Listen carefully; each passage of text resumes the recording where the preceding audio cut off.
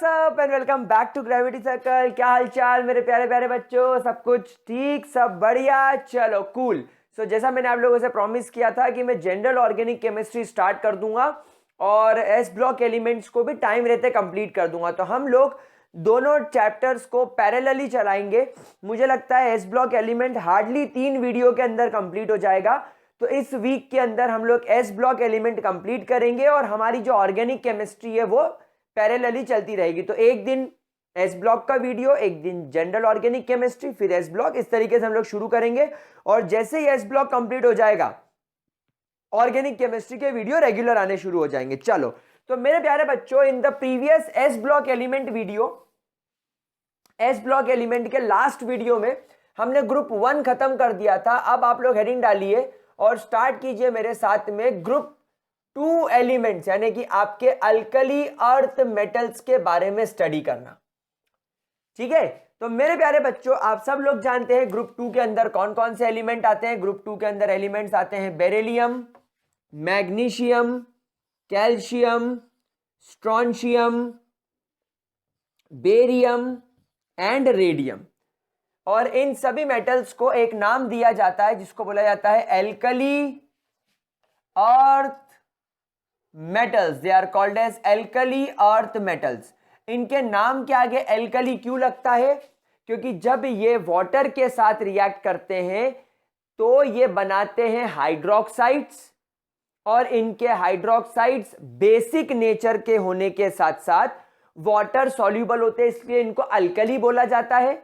और क्योंकि इन सभी का ओरिजिनेशन अर्थ के अंदर होता है, magnesium, calcium, strontium, barium, radium, ये सब अर्थ क्रस्ट के अंदर मिलते हैं, इसीलिए इन्हें अर्थ मेटल बोला जाता है, सिवाय बेरियम के। मैंने आपको पिछले इस चैप्टर के इंट्रोडक्टरी पार्ट में भी बताया था दैट एक्सेप्ट बेरिलियम, इन सब को आप लोग एल्कली अर्थ मेटल्स बोल सकते हो। They all are called as alkali earth metals. क्या बात समझ में आ गई? बेटा मांगे कार स्कूटर बाप रोए, या बेटा मांगे कार स्कूटर बाप राजी, जो आपकी इच्छा हो। क्या मेरे प्यारे बच्चों को बात समझ में आ रही है? ठीक है, तो शुरू करते हैं ग्रुप 2 एलिमेंट्स के बारे में हम लोग बात करना। और सबसे पहली चीज जो हम लोग इसके ट्रेंड्स डिस्कस करेंगे, हम लोग जो इनके ट्रेंड्स यहां पर डिस्कस करेंगे, इस ट्रेंड्स में जो सबसे पहली चीज आ रही है वो आ रही है आपकी इलेक्ट्रॉनिक कॉन्फ़िगरेशन। वो आ रही है आपकी इलेक्ट्रॉनिक कॉन्फ़िगरेशन। इलेक्ट्रॉनिक कॉन्फ़िगरेशन, हम लोग सब जानते हैं इलेक्ट्रॉनिक कॉन्फ़िगरेशन का मतलब क्या होता है। आप कभी भी किसी भी एलिमेंट के अंदर इलेक्ट्रॉन्स को किस हिसाब से प्लेस करते हो, इलेक्ट्रॉन के प्लेसमेंट को इलेक्ट्रॉनिक कॉन्फ़िगरेशन बोला जाता है। इस ग्रुप 2 का जनरल इलेक्ट्रॉनिक कॉन्फ़िगरेशन होता है ns2, यानी s ऑर्बिटल के अंदर 2 इलेक्ट्रॉन। क्या है मेरे प्यारे बच्चों को बात समझ में आ रही है? ग्रेट। अब आप देखो आपका बेरिलियम, जिसका एटॉमिक नंबर 4 होता है, बेरिलियम के बाद आपको 8 एलिमेंट दिखाई देते हैं, इसलिए इसका एटॉमिक नंबर हो गया 12। मैग्नीशियम के बाद भी आपको 8 एलिमेंट दिखाई देते हैं, इसलिए इसका एटॉमिक नंबर हो गया 20। लेकिन हम लोग सब जानते हैं कैल्शियम के बाद 21वां एलिमेंट होता है स्कैंडियम, यानी अब डी ब्लॉक में उतर जाते हो। तो अब यहां पर 8 नहीं, 8 के अलावा 10 एलिमेंट डी ब्लॉक के दिखते हैं, मतलब 18। तो आपका अगला मैजिकल नंबर हो गया 18, यानी यहां से यहां आपका पहला मैजिकल नंबर 8, यहां से यहां आपका दूसरा मैजिकल नंबर 8, और फिर 2 8 के बाद 2 बार 8 लिखने के बाद तीसरी बार आपको लिखना होता है 18, यानी एटॉमिक नंबर 38। फिर आप अगला मैजिकल नंबर वापस से 18 लिखते हैं, यानी कि 56, और उसके बाद में अगला मैजिकल नंबर होता है 32, यानी कि आपका 88। तो ये आप लोगों के एटॉमिक नंबर हो गए। ठीक है, कितना इजी था। अब मैं आपको ऑलरेडी पिछले लेक्चर में आपके ग्रुप 1 के इलेक्ट्रॉनिक कॉन्फ़िगरेशन में ऑलरेडी बता चुका हूं। या तो आप इसका ऐसा लेंदी इलेक्ट्रॉनिक कॉन्फ़िगरेशन लिखो 1s2 2s2, या तो ये जो इनर शेल होता है, जैसे आपका इसका भी लिख लो आप 1s2 2s2 2p6 3s2। तो ये जो आपके इनर शेल होते हैं, इनका कॉन्फ़िगरेशन आपके नोबल गैसेस से मिल रहा है। देखो 1s2 जो कॉन्फ़िगरेशन हो रहा है ये आपके हीलियम से मैच कर रहा है। 1s2 2s2 2p6 ये आपके नियॉन से मैच कर रहा है। इसलिए हम लोग टाइम सेव करने के लिए ये वाला कॉन्फ़िगरेशन लिखना ज्यादा पसंद करते हैं। तो कौन कौन सी नोबल गैस है? बेरिलियम के पहले हीलियम आती है, करेक्ट। मैग्नीशियम के पहले नियॉन आती है। अब आपको कुछ भी नहीं करना है, नियॉन के बाद आर्गन, आर्गन के बाद क्रिप्टॉन, क्रिप्टॉन के बाद जेनॉन, और जेनॉन के बाद में रेडॉन। तो ये आपकी सारी नोबल गैसेस हो गई। अब आप ये देखो, ये 2s हो गया, सेकेंड शेल पर है क्योंकि ये, तो ये 2s2, ये हो गया 3s2, ये हो गया 4s2, ये हो गया 5s2, ये हो गया 6s2, और ये हो गया 7s2। तो ये इसके इलेक्ट्रॉनिक कॉन्फ़िगरेशन बन गया। भैया क्या दिक्कत, क्या परेशानी? बिल्कुल इजी कॉन्सेप्ट है, कोई भी परेशानी मेरे प्यारे बच्चों इसके अंदर आप जरा ध्यान से इसको देख लो, फिर अपन आगे चलते हैं। Note it down guys, note it down. समझ में आ गया? इतना समझ में आ रहा है ये? चलो ग्रेट। तो देखो बच्चों, इलेक्ट्रॉनिक कॉन्फ़िगरेशन तो बहुत इजी था। अब अगर हम लोग हमारे सेकेंड ट्रेंड की तरफ चलें, तो देखो सेकेंड ट्रेंड भी अब आप लोगों को समझने में कोई ज्यादा परेशानी नहीं होगी, क्योंकि ऑलरेडी आप लोग ग्रुप 1 के अंदर समझ चुके हो। मतलब now things will get easy for you. Second trend is atomic radius and ionic radius, atomic radius and ionic radius. अब देखो बच्चा लोग, सीधा सा कॉन्सेप्ट समझो मेरे प्यारे गुलगुलो।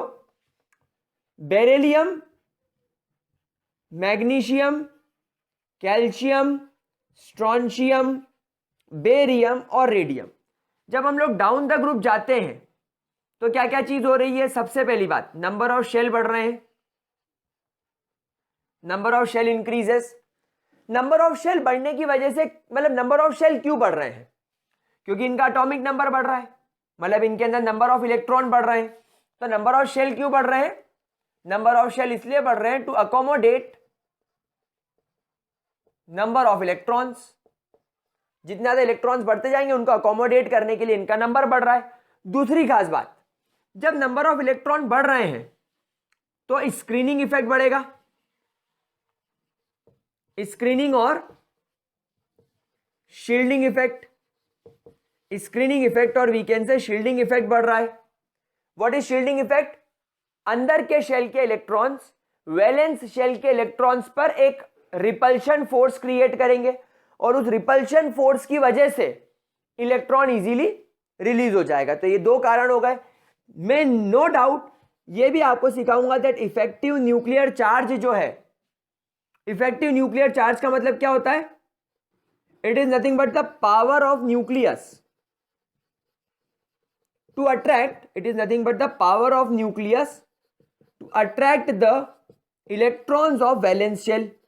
अब आप खुद सोचो कि आपके न्यूक्लियस के अंदर प्रोटॉन्स भी तो बढ़ेंगे, क्योंकि अगर इसका एटॉमिक नंबर 4 है, इसका 12 है, इसका 20 है, इसका 38 है, इसका 56 है और इसका 88 है, तो भैया बेरियम को अगर आप इमेजिन करो तो इसके न्यूक्लियस के अंदर 56 प्रोटॉन होंगे। और अगर आप बेरियम को देखो, बेरिलियम को सॉरी, तो बेरिलियम के एटॉमिक न्यूक्लियस के अंदर तो 4 ही प्रोटॉन होंगे। तो नो डाउट बेरिलियम के न्यूक्लियस के मुकाबले, बेरिलियम के न्यूक्लियस के मुकाबले जो आपका बेरियम है, इसका न्यूक्लियस ज्यादा मजबूत होगा, ज्यादा पावरफुल होगा। तो no doubt effective nuclear charge बढ़ेगा, लेकिन इस इफेक्टिव न्यूक्लियर चार्ज का जो इफेक्ट है, its effect remains negligible, it remains negligible. और कुछ कुछ किताबें कहती है कि ये तो डिक्रीज हो रहा है। अब डिक्रीज होने का मतलब समझो, एक्चुअली क्या होता है, जैसे आपका ये जो न्यूक्लियस है, मैं आपको वैसे तो सिखा चुका हूं बट फिर एक बार बता देता हूं। न्यूक्लियस के आसपास जितने शेल्स बढ़ते जाएंगे, न्यूक्लियस के आसपास जितने शेल्स बढ़ते जाएंगे, ये न्यूक्लियस उतना ज्यादा अंदर की ओर दबता जाएगा। ये दब रहा है, एक्चुअली आपने इसको गाड़ दिया। फॉर एग्जाम्पल आपने क्या करा, आपने आपके घर के अंदर जमीन खोदी और जमीन के अंदर आपने एक 2000 रुपए का नोट छोड़ दिया, गाड़ दिया, क्योंकि मोदी जी ने बोला था कि नोटबंदी होगी तो आपके नोट के अंदर एक जीपीएस की चिप लगेगी जिसको हम ट्रैक कर लेंगे काले नोट को, आई मीन काले धन को। तो आपने काला धन जमीन के नीचे गाड़ दिया। अब जमीन के नीचे गाड़ने के बाद क्या हुआ, उस पर रोड बन गई। तो पहली लेयर तो मिट्टी की आपने लगाई, दूसरी बार रोड बन गई, तीसरी बार क्या हुआ, आपने उसके ऊपर और ज्यादा मिट्टी डाल दी, फिर आपने उसके ऊपर और एक सीमेंट से रोड बना दी। तो अब क्या हुआ, आपका नोट बहुत अंदर दब गया। तो क्या इन्वायरमेंट में, आसमान में घूमने वाले सैटेलाइट को ये नोड का सिग्नल मिल पाएगा? नहीं मिल पाएगा, क्योंकि अब वो बहुत अंदर दब गया, 1 layer, 2 layer, 3 layer, 4 layer, 5 layer अंदर दब गया। तो क्या आपके सिग्नल, उसको सिग्नल मिल पाएगा? नहीं मिल पाएगा। मतलब इसमें जीपीएस की चिप कितनी भी इंपॉर्टेंट हो, इसमें कितनी भी शानदार चिप लगी हुई है, नैनो टेक्नोलॉजी वाली चिप लगी हुई हो, सैटेलाइट को सिग्नल नहीं भेज पाएगी, क्योंकि अंदर दब गई। ठीक है, जरा आपका न्यूक्लियस कितना भी पावरफुल हो, अगर वो शेल्स के अंदर दब गया है तो उसकी पावर ना के बराबर है। तो आपके न्यूक्लियस में भले ही आप प्रोटॉन बढ़ा रहे हो, आपके न्यूक्लियस में आप भले ही प्रोटॉन बढ़ा रहे हो, लेकिन शील्डिंग इफेक्ट और नंबर ऑफ शेल्स बढ़ने की वजह से आपका न्यूक्लियस पेनिट्रेट ही नहीं कर पा रहा है, आपका न्यूक्लियस पेनिट्रेट करके वैलेंस इलेक्ट्रॉन को खींच ही नहीं पा रहा है। तो ये 2-3 रीजंस की वजह से आपका atomic and ionic radius down the group बढ़ेगा। तो यहां पर आप लिखेंगे that your atomic radius increases down the group, atomic radius increases down the group. क्या ये बात क्लियर हो रही है? क्या इसके अंदर किसी प्रकार की कोई भी दिक्कत? बढ़िया से क्लियर हो गया। अच्छा, और नो डाउट इनके आयोनिक रेडियसेस भी बढ़ेंगे, क्योंकि एटॉमिक रेडियस अगर बढ़ रहा है तो आयोनिक रेडियस भी बढ़ेगा down the group, increases ongoing down the group, ongoing down the group, atomic radius भी आपका बढ़ेगा डाउन द ग्रुप जाते हुए। क्या ये सारे पॉइंट्स क्लियर हो रहे हैं? क्या इसके अंदर किसी भी तरीके का कोई डाउट? बिल्कुल बढ़िया तरीके से क्लियर हो गया। अच्छा, हम लोग सब जानते हैं कि हमारा जैसे फॉर एग्जांपल मैग्नीशियम है, मैग्नीशियम 2 इलेक्ट्रॉन छोड़ने के बाद मैग्नीशियम डाई पॉजिटिव बना लेता है। तो हम लोग सब जानते हैं कि आपका जो एटम होगा और ये जो आपका कैटायन होगा, इसमें आप लोग को सबको पता है कि कैटायन का साइज ज्यादा बड़ा होगा, और सॉरी एटम का साइज जो होगा वो ज्यादा बड़ा होगा as compare to the size of cation. इसके पीछे क्या रीजन बताओगे? क्योंकि भाई साहब जब आप मैग्नीशियम का इलेक्ट्रॉनिक कॉन्फ़िगरेशन देखोगे तो ये 282 है, अंदर के शेल में 2, एल शेल में 8 और एम शेल में 2। लेकिन जब आपने 2 इलेक्ट्रॉन छोड़ दिए तो इसका इलेक्ट्रॉनिक कॉन्फ़िगरेशन 28 बचा, यानी के शेल और एल शेल, एक शेल ही कम हो गया। तो जब शेल कम हो गया तो साइज भी तो कम होगा। तो कैटायन का साइज यानी कि आपके अल्कली मेटल का साइज उनके एटम के मुकाबले छोटा होगा। ये पॉइंट भी आप लोग ध्यान रखना, ये पॉइंट भी आप लोगों को ध्यान रखना है। क्या ये वाला पॉइंट क्लियर हो गया? ये पॉइंट भी मैं बढ़िया तरीके से एक्सप्लेन कर चुका था, पर क्योंकि मेरे प्यारे प्यारे गुलगुलों को पढ़ाना तो है, इसे मैं बार बार पढ़ा देता हूं, बार बार पढ़ा देता हूं। क्या ये चीज क्लियर होती है? अब आ रहा है एक जरूरी point, the atomic radius of group 1 elements, the atomic radius of group 1 elements is more than group 2 elements। यानी आपके ग्रुप 2 एलिमेंट्स के मुकाबले ग्रुप 1 एलिमेंट्स का साइज बड़ा होगा। दैट मींस आपके लिथियम का साइज बेरिलियम से बड़ा होगा, आपके सोडियम का साइज मैग्नीशियम से बड़ा होगा, आपके पोटेशियम का साइज कैल्शियम से बड़ा होगा, रुबिडियम का साइज स्ट्रोंशियम से बड़ा होगा, सेजियम का साइज बेरियम से बड़ा होगा। क्या ये बात समझ में आ गई? इसका रीजन क्या है? प्यारे बच्चों आप देखो, for example upon sodium consider करें, कौन से शेल में आते हैं? ये तीसरे शेल में। मतलब सोडियम का जो वैलेंस शेल है 3 है सोडियम का, और मैग्नीशियम का जो वैलेंस शेल है, मैग्नीशियम का भी जो वैलेंस शेल है वो क्या है? 3 है ना। लेकिन इसके वैलेंस शेल में 1 इलेक्ट्रॉन है, इसके वैलेंस शेल में 2 इलेक्ट्रॉन है, इसका एटॉमिक नंबर 11 है, मतलब इसके न्यूक्लियस में 11 प्रोटॉन है, लेकिन इसके न्यूक्लियस में 12 प्रोटॉन है। अब आप इमेजिन करना, इसका जो न्यूक्लियस है उसमें 12 प्रोटॉन है और इसके न्यूक्लियस में 11 प्रोटॉन है। मतलब इसके न्यूक्लियस में 1 प्रोटॉन ज्यादा होने की वजह से इसका न्यूक्लियस जो होगा उसकी पावर ज्यादा होगी, इसका इफेक्टिव न्यूक्लियर चार्ज बढ़ गया। लेकिन वैलेंस शेल दोनों का सेम होने की वजह से, वैलेंस शेल दोनों का सेम होने की वजह से इसको भी तीसरे शेल के इलेक्ट्रॉन को पकड़ना है और मैग्नीशियम को भी तीसरे शेल के इलेक्ट्रॉन को पकड़ना है। लेकिन इसके पास 11 प्रोटॉन की पावर है, इसके पास 12 प्रोटॉन की पावर है। तो आप खुद बताओ किसका न्यूक्लियस पावरफुल होगा? ऑब्वियसली मैग्नीशियम का। क्यों? क्योंकि इसके न्यूक्लियस में एक प्रोटॉन ज्यादा है। देखो दोनों के वैलेंस शेल बराबर, यानी दोनों के न्यूक्लियस को तीसरे शेल के इलेक्ट्रॉन को अपनी ओर पकड़ना है, लेकिन इसको पकड़ने के लिए 11 प्रोटॉन की जरूरत है, लेकिन इसके पास में 12 प्रोटॉन है, इसके पास में 11 प्रोटॉन है, इसके पास में 12 प्रोटॉन है। तो जैसे जैसे आप पीरियोडिक टेबल में लेफ्ट से राइट की ओर जाते हैं, नंबर ऑफ शेल तो सेम रहता है। देखो इसमें भी शेल बराबर है, पोटेशियम और कैल्शियम में 4-4 शेल है, लिथियम और बेरिलियम में 2-2 शेल है, रुबिडियम और स्ट्रोंशियम में 5-5 शेल है। तो जब आप लेफ्ट से राइट जा रहे हो, ग्रुप 1 से ग्रुप 2 में जा रहे हो, तो इनके नंबर ऑफ शेल नहीं बदल रहे हैं। हाँ, इनके न्यूक्लियस में एक प्रोटॉन बढ़ रहा है, और न्यूक्लियस में प्रोटॉन बढ़ने का मतलब क्या है? न्यूक्लियस में प्रोटॉन बढ़ने का मतलब है कि न्यूक्लियस की पावर बढ़ गई। एक प्रोटॉन बढ़ गया मतलब उसकी पावर बढ़ गई, और अगर उसकी पावर बढ़ गई, अगर उसकी पावर बढ़ गई तो वो वैलेंस शेल को ज्यादा ताकत से खींचेगा, और अगर ये वैलेंस शेल को ज्यादा ताकत से खींचेगा तो साइज नो डाउट छोटा हो जाएगा, क्योंकि शेल भी नहीं बढ़ रहा है, शेल तो सेम है, यानी स्क्रीनिंग इफेक्ट भी ज्यादा नहीं है। मतलब कि अल्टीमेटली पूरी ताकत न्यूक्लियस झोंक देगा इलेक्ट्रॉन को अपनी ओर खींचने में। क्या ये कॉन्सेप्ट क्लियर हो रहा है? तो क्या मैं इसका स्टेटमेंट लिख दूं अब डायरेक्टली? चलिए बहुत बढ़िया। तो ये पॉइंट आप लोग याद रखिएगा, एटॉमिक रेडियस वाला कॉन्सेप्ट लेफ्ट टू राइट जाते वक्त। तो आप यहां पर लिखेंगे कि रीजन इसका क्या लिखेंगे आप लोग? आप रीजन लिखेंगे that on going left to right in the periodic table, on going left to right in the periodic table, the number of shell remains same, screening effect do not shows up greatly, यानी कि इतना ज्यादा screening effect भी आपको देखने को नहीं मिलता है।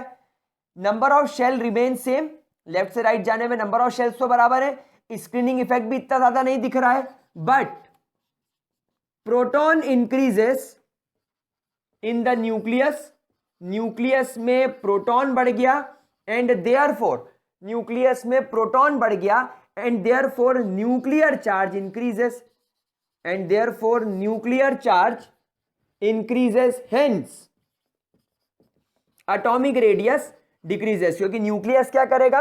न्यूक्लियस वैलेंस शेल में मौजूद इलेक्ट्रॉन को अपनी ओर पूरी ताकत से खींच लेगा, और खींच लेगा उस वजह से उसका साइज छोटा हो जाएगा। चलो नोट करो, फिर आगे बढ़ते हैं।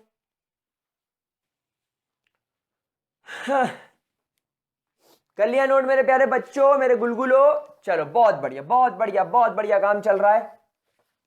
ये एक नया ट्रेंड सीखने को मिला, बाकी सब तो पुराने ग्रुप 1 जैसा चल रहा है। अब हम लोगों को बस ये चीज क्या करनी है, एक तो ग्रुप में ऊपर से नीचे देखनी है, टॉप टू बॉटम, कि एक ट्रेंड तो ग्रुप के अंदर देखना और एक ट्रेंड अपने पीछे वाले ग्रुप से देखना है, ग्रुप 1 के मुकाबले भी इसको कंपेयर करना है। चलिए तीसरा ट्रेंड हम लोग देखते हैं, आयोनाइजेशन इंथैल्पी। हम लोग सब जानते हैं आयोनाइजेशन इंथैल्पी क्या होती है, हमेशा किलो जूल्स पर मोल में नापी जाती है।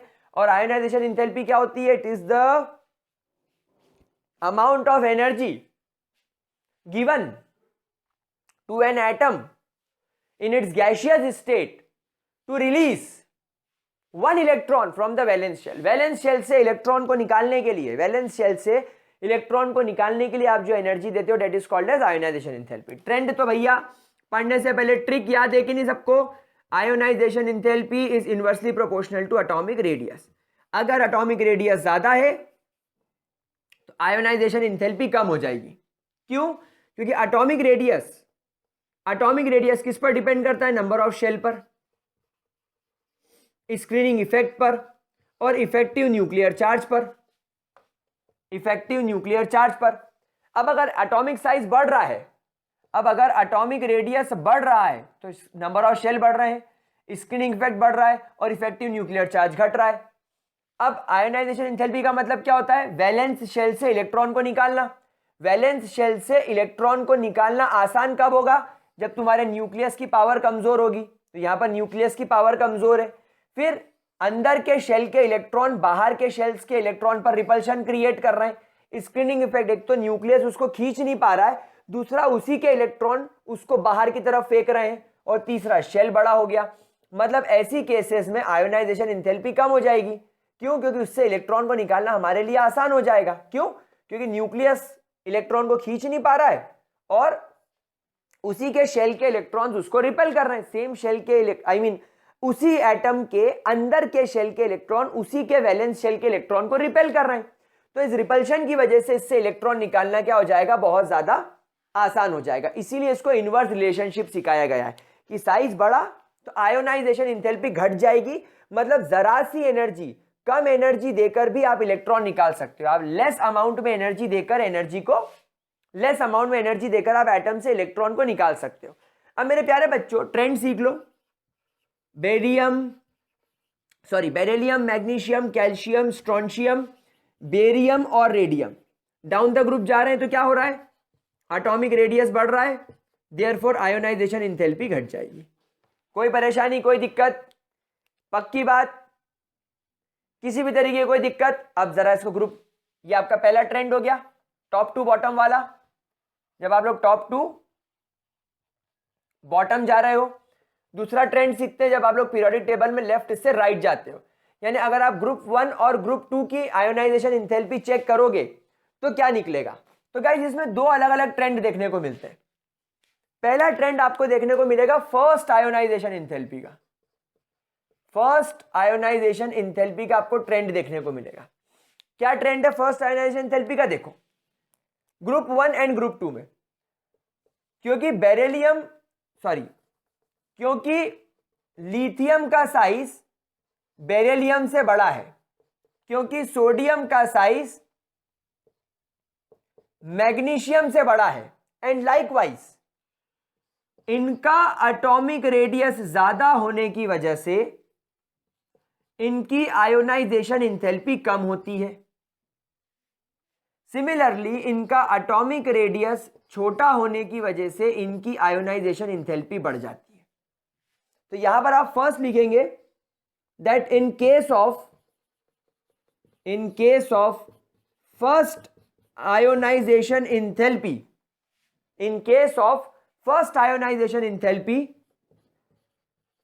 the ionization enthalpy of group 2 elements as compared to group 1 elements, मतलब आपकी जो आयोनाइजेशन एंथैल्पी ग्रुप 2 की होगी वो ग्रुप 1 एलिमेंट्स के मुकाबले ज्यादा होगी। क्या ये बात समझ में आ रही है मेरे प्यारे बच्चों? ठीक है, क्या ये चीज क्लियर होती है? इसका मतलब क्या है? इसका मतलब ये है मेरे प्यारे बच्चों कि आपका जो ग्रुप 1 एलिमेंट्स का एटॉमिक साइज ग्रुप 2 से ज्यादा है, ग्रुप 1 का साइज ग्रुप 2 से ज्यादा है, तो जिसका साइज ज्यादा उसकी आयोनाइजेशन एंथैल्पी कम, और जिसकी आयोनाइजेशन एंथैल्पी ज्यादा दिख रही मतलब उसका एटॉमिक रेडियस कम होगा। तो हमने यहां पर यही पॉइंट लिखा है।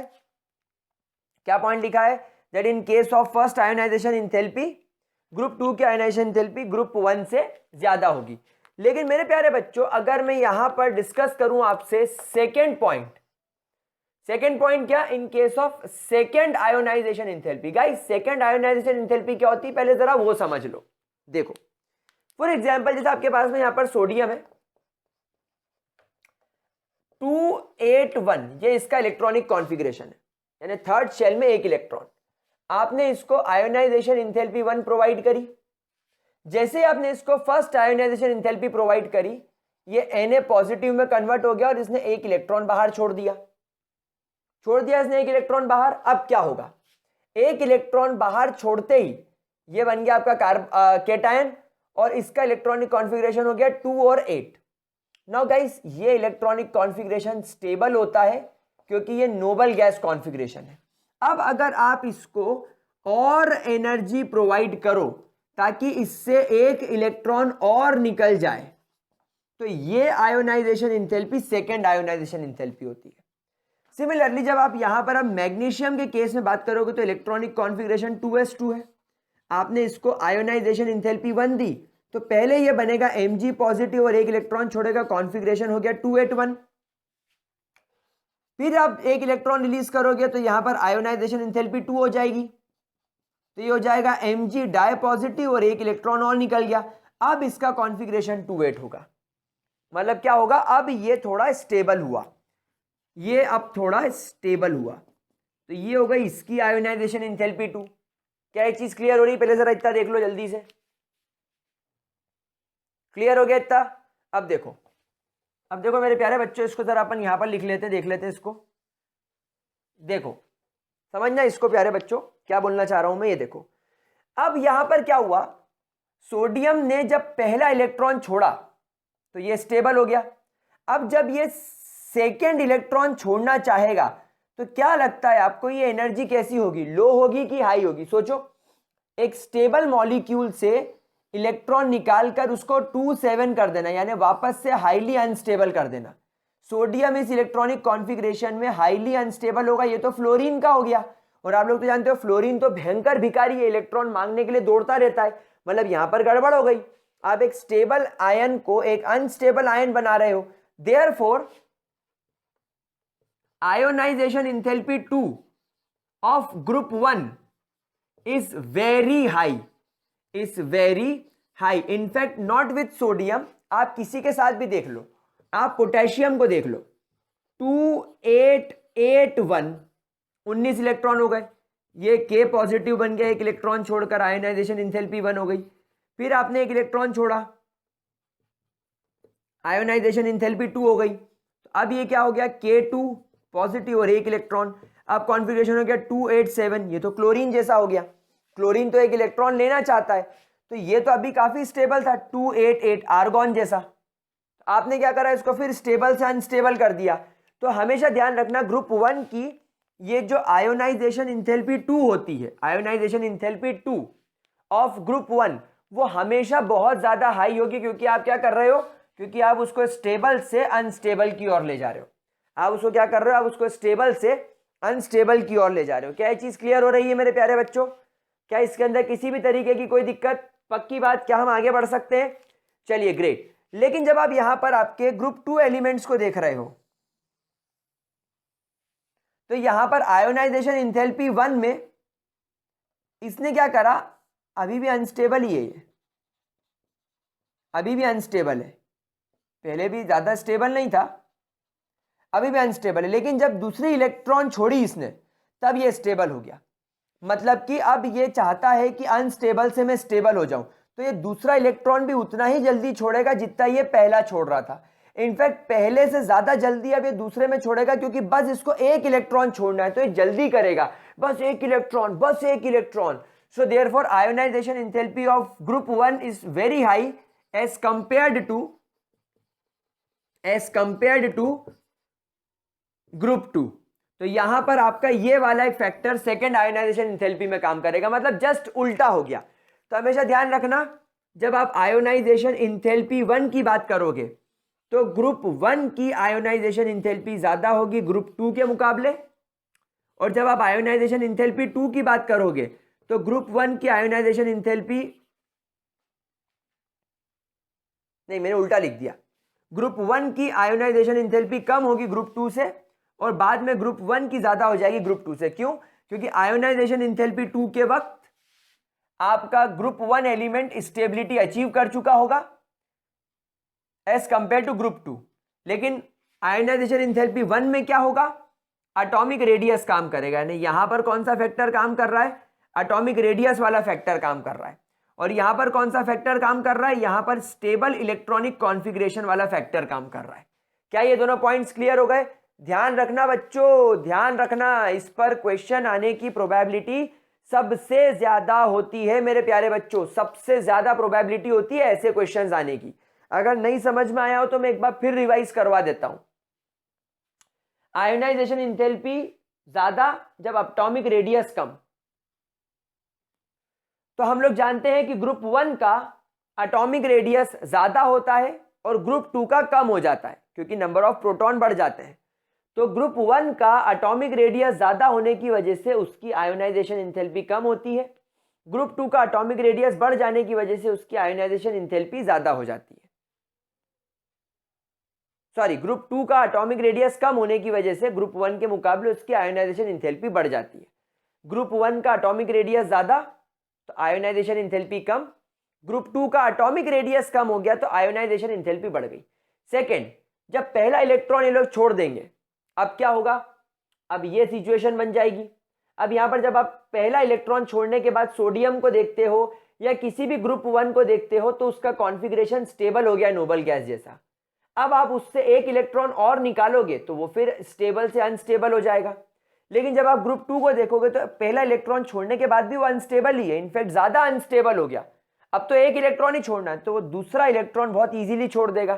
तो ग्रुप 2 एलिमेंट्स की सेकेंड आयोनाइजेशन इंथैल्पी कम हो जाएगी क्योंकि अब वो स्टेबिलिटी की तरफ जाएंगे, और ग्रुप 1 की आयोनाइजेशन इंथैल्पी बढ़ जाएगी क्योंकि वो स्टेबल हो चुके हैं, अब आप उनको वापस से अनस्टेबल कर रहे हो। तो बहुत इजी पॉइंट्स होते हैं, इसको नोट कर लो। फिर हम लोग हमारा आखिरी trend that is your hydration enthalpy, वैसे तो आपको समझा ही दिया है, वो भी बहुत ही लल्लू पंजू है, उसका भी डिस्कशन कर लेंगे, note it down before that. लिख लिया इतना, क्या हम आगे बढ़ सकते हैं? चलिए बढ़िया, last point, last trend again हम लोग डिस्कस करेंगे हाइड्रेशन इंथैल्पी। क्या होती है प्यारे बच्चों हाइड्रेशन इंथैल्पी? मैंने आपको सिखाया था हाइड्रेशन इंथैल्पी के बारे में, रिवाइज करने की जरूरत तो नहीं है। चलिए fourth point, fourth trend that is your hydration enthalpy. Hydration enthalpy, hydration enthalpy याद करो, जैसे फॉर एग्जांपल तुम्हारे पास में एक सॉल्ट है MgCl2, MgCl2, जब आप इसको वाटर के अंदर डिसॉल्व करोगे तो ये Mg डाई पॉजिटिव में टूट जाएगा और इसका क्लोरीन Cl नेगेटिव और Cl नेगेटिव के अंदर टूट जाएगा। आपका वाटर क्योंकि पोलर मॉलिक्यूल है तो वाटर का OH, सॉरी, जो आपका वाटर है उसको मैं कुछ ऐसा बना दूं, OHH, OHH, तो आपका जो वाटर मॉलिक्यूल है इसका ऑक्सीजन इसको, इस केटायन को, और ये ऑक्सीजन इस केटायन को ऐसे पकड़ लेगा चारों तरफ से, फिर ये वाटर मॉलिक्यूल इसको यहां से पकड़ लेगा, फिर ये वाटर मॉलिक्यूल इसको यहां से पकड़ लेगा, फिर ये वाटर मॉलिक्यूल इसको यहां से पकड़ लेगा, फिर ये वाटर मॉलिक्यूल इसको यहां से पकड़ लेगा, इस तरीके से इसको पकड़ लेगा ये, और क्या करेगा, इसको स्टेबलाइज कर देगा, इस अनस्टेबल कैटायन को स्टेबलाइज कर देगा। सिमिलरली आपके हाइड्रोजन, वाटर के हाइड्रोजन जो रहेंगे, आपके वाटर के जो हाइड्रोजन रहेंगे ये इसको इस तरीके से होल्ड कर लेंगे। तो क्या होगा, जब ये स्टेबलाइज हो जाएंगे, जब वाटर में जाने के बाद वाटर के अपोजिट एंड, जैसे फॉर एग्जांपल आपके सॉल्ट का केटायन है तो उसको वाटर का ऑक्सीजन, और आपके सॉल्ट का जो एनायन वाला पार्ट है उसको वाटर का हाइड्रोजन, क्या करेगा, अट्रैक्टिव फोर्सेस की वजह से उसको स्टेबलाइज कर देगा। तो जो एनर्जी रिलीज होगी स्टेबलाइजेशन के बाद, इनके बाद में इनके बीच में अट्रैक्शन क्रिएट होने के बाद जो एनर्जी रिलीज होगी that is called as hydration enthalpy. अब एक बात हमेशा ध्यान रखना, जो तुम्हारी हाइड्रेशन इंथैल्पी होती है ये बढ़ेगी जब तुम्हारे आयन का साइज, जब तुम्हारे आयोनिक साइज छोटे होंगे, जब आयोनिक साइज छोटे होंगे। क्यों, इसके पीछे मैं आपको रीजन बताता हूं। जब छोटा आयन होगा, फॉर एग्जांपल तुम्हारे पास में बेरिलियम है तो बेरिलियम के पास में सिर्फ एक ही शेल रहेगा, 2 इलेक्ट्रॉन, क्योंकि इस पर तो डाई पॉजिटिव चार्ज है। देखो कितना छोटा कैटायन है ये भाई, बेरिलियम के आउटर मोस्ट शेल में 4 इलेक्ट्रॉन होते हैं, सॉरी ओवरऑल 4 इलेक्ट्रॉन होते हैं। तो बेरिलियम का ये न्यूक्लियस, ये पहला शेल और ये दूसरा शेल, तो ये पहले शेल में 2 इलेक्ट्रॉन और ये दूसरे शेल में 2 इलेक्ट्रॉन, जब इसने 2 इलेक्ट्रॉन छोड़ दिए तो ये छोटा हो गया। अब ये जितना छोटा होगा इसका न्यूक्लियस उतना ज्यादा एक्सपोज्ड होगा। अब इस बेरिलियम डाई पॉजिटिव का, इस बेरिलियम डाई पॉजिटिव का जो न्यूक्लियस है ये उतना एक्सपोज्ड रहेगा, और जितना एक्सपोज्ड रहेगा न्यूक्लियस पर पॉजिटिव चार्ज है तो ये उतने ज्यादा ऑक्सीजन को वाटर के, ये वाटर के उतने ज्यादा ऑक्सीजन्स को, ये वाटर के उतने ज्यादा ऑक्सीजन्स को अपनी ओर अट्रैक्ट करेगा। ये इनके बीच में एक सॉलिड अट्रैक्शन हो जाएगा। वही अगर मान लो आपका एनायन बहुत बड़ा है या आपका केटायन बहुत बड़ा है, जैसे फॉर एग्जांपल रेडॉन, तो ये 1, ये 2, ये 3, ये 4, ये 5 और ये 6 शेल, ये मैंने आपका बनाया रेडॉन डाई पॉजिटिव। अब आप बताओ, इसका न्यूक्लियस इतना अंदर दब गया, अगर ऑक्सीजन आएगा भी तो कहां अट्रैक्शन क्रिएट होगा इसके न्यूक्लियस के साथ?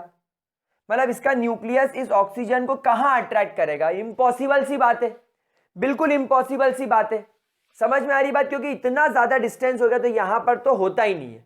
क्या ये बात समझ में आ रही? तो आपका आयन जितना छोटा होगा उतना ज्यादा उसका न्यूक्लियस एक्सपोज्ड होगा और उतना ज्यादा वाटर के अपोजिट चार्ज्ड पार्ट के साथ वो अट्रैक्शन क्रिएट करेगा।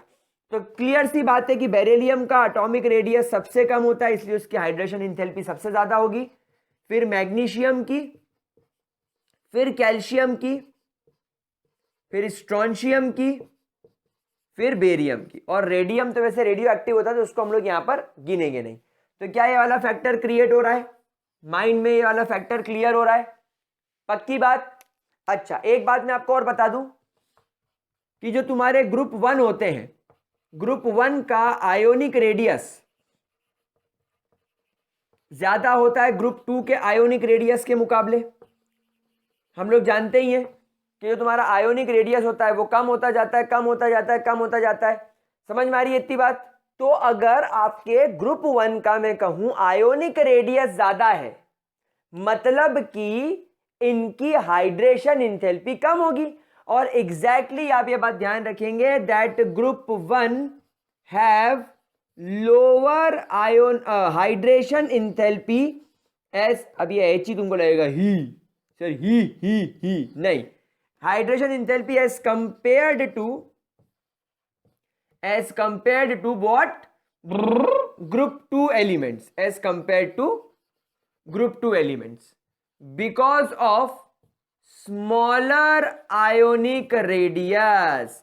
अच्छा मेरे गुलगुलो, मेरे बच्चों, मेरे बेटो, मेरे दुर्योधनो, एक बात और समझो कि आपका जो सोडियम और पोटेशियम होता है, इनके सॉल्ट्स तो किसी भी प्रकार का हाइड्रेशन शो नहीं करते,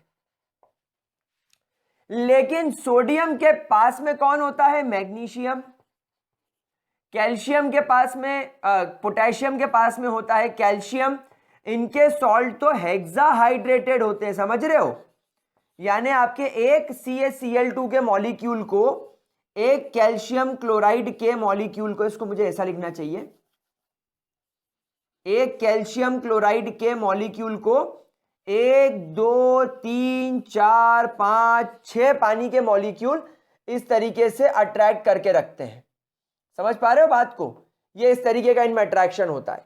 तो एक कैल्शियम क्लोराइड के मॉलिक्यूल को 6 वाटर के मॉलिक्यूल अट्रैक्ट करके यानी हाइड्रेट करके रखते हैं। इसका मतलब है, आप समझ रहे हो, जहां पर ग्रुप 1 किसी भी प्रकार का हाइड्रेशन शो नहीं कर रहा था, वहां पर आपको सिर्फ लिथियम क्लोराइड दिखता है .2H2O।